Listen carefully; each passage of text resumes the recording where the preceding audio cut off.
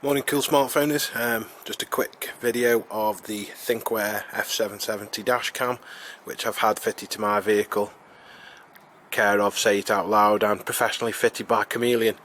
As I said in the post, the camera's a really low profile. You can hardly see the camera, which is a good thing, as some vehicles are being targeted now specifically to steal that camera.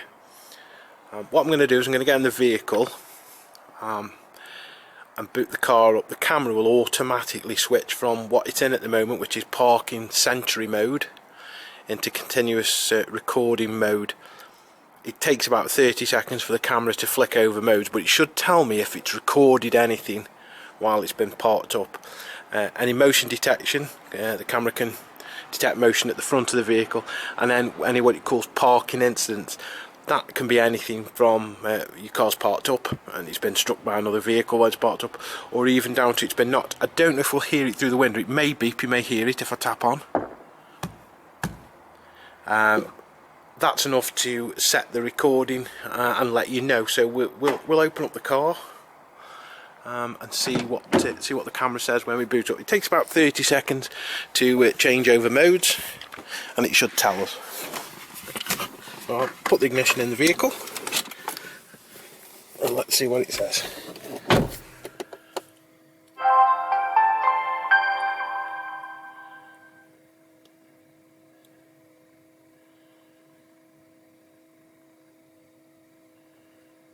During parking mode, motion detection recording. 2 and event detection recording. 3 occurred. GPS connected.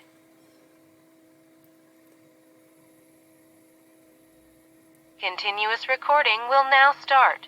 I didn't speak for those few seconds because I knew I would over talk, or the camera would talk. When we got in the car, the camera said motion detection recording 3.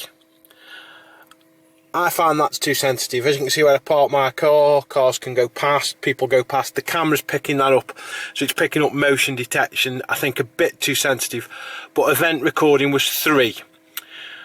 That will be me shutting the door, walking away. Last time I locked the car up, my knocking on the window just, and then opening the door and closing it. Now that would simulate if you parked your car up, maybe in a car park, and somebody may have bumped your car, somebody's knocked on the car, etc, etc.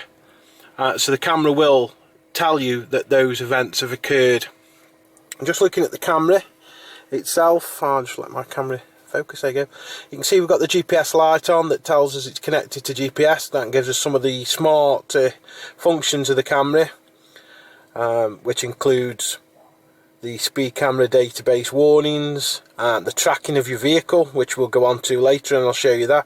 The record button, that's should something happen, you can hit that button and the camera will lock that footage. But it not only locks it to the SD card, it locks it to the camera's internal memory as well. So if you lose your SD card, your footage is not gone.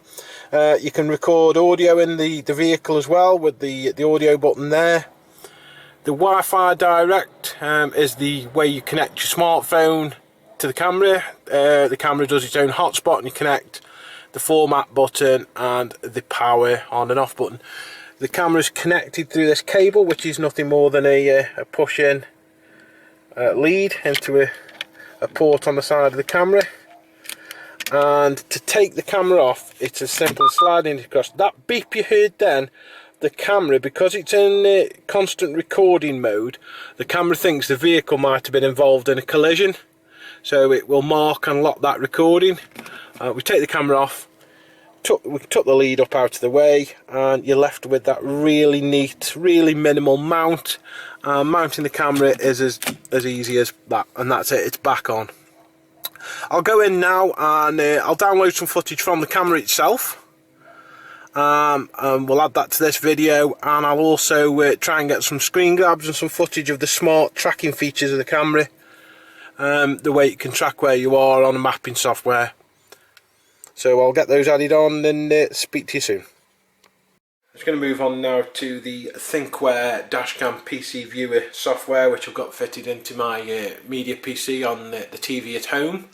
I can see in the centre you've got the footage, main viewer for the footage. Down in this corner you've got your list of different recordings. Each recording is split into several minute sections, so it's easy to find. This box here is for the mapping software, which will become live once we press play, which we'll do now, so you can see how it runs.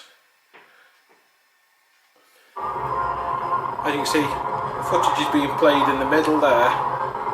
The mapping tracking software shows you where you are on Google Maps. Your timeline going across the bottom. I'll put the actual footage itself from the camera up as well, but you can see some data from the camera, speed, etc. Speed's there in kilometres an hour. I haven't changed that to miles per hour yet. That's one of the settings I need to do. Then you see really crystal clear footage. Picks up everything really well. And the mapping software, should anything happen, you've got an exact GPS location of where you are. Should anything happen, you can see the red line, that means this section of footage is coming to an end.